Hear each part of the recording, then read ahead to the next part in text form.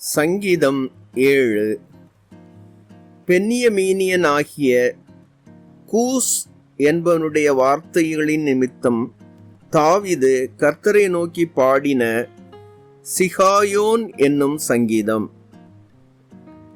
என் தேவனாகிய கர்த்தாவே, உம்மை நம்பி இருக்கிறேன். என்னை துன்பப்படுத்துகிறவர்கள் எல்லாருக்கும் என்னை விலக்கி ரட்சியும். சத்துரு சிங்கம் போல் என் ஆத்துமாவை பிடித்து கொண்டு போய் விடுவிக்கிறவன் இல்லாமையால் அதை பீறாதபடிக்கே என்னை தப்புவியும்.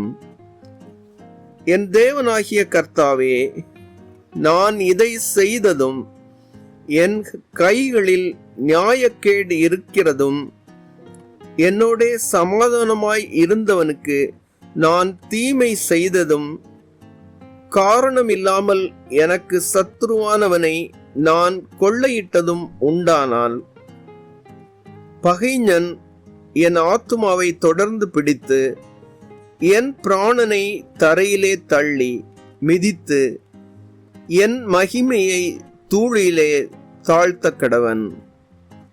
கர்த்தாவே, நீர் உம்முடைய கோபத்தில் எழுந்திருந்து என் சத்துருக்களுடைய மூர்க்கங்களின் நிமித்தம் உம்மை உயர்த்தி எனக்காக விழித்து கொள்ளும். நியாய தீர்ப்பை நியமித்திருக்கிறீரே. ஜனக்கூட்டம் உம்மை சூழ்ந்து கொள்ளும். அவர்களுக்காக திரும்பவும் உன்னதத்திற்கு எழுந்தருளும். கர்த்தர் ஜனங்களுக்கு நியாயம் செய்வார். கர்த்தாவே, என் நீதியின் படியும் என்னிலுள்ள உண்மையின் படியும் எனக்கு நியாயம் செய்யும். துன்மார்க்கனுடைய பொல்லாங்கை ஒழிய பண்ணும். நீதிமானை ஸ்திரப்படுத்துவீராக.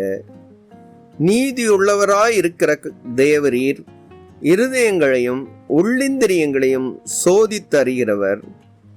செம்மையான இருதயமுள்ளவர்களை ரட்சிக்கிற தேவனிடத்தில் என் கேடகம் இருக்கிறது. தேவன் நீதியுள்ள நியாயாதிபதி.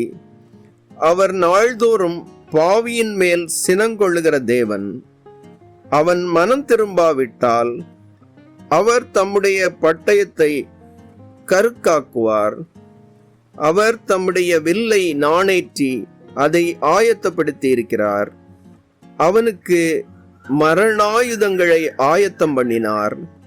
தம்முடைய அம்புகளை அக்கினி அம்புகளாக்கினார். இதோ, அவன் அக்கிரமத்தை பெற கற்ப வேதனைப்படுகிறான். தீவினையை கற்பந்தரித்து பொய்யை பெறுகிறான். குழியை வெட்டி அதை ஆழமாக்கினான். தான் வெட்டின குழியில் தானே விழுந்தான்.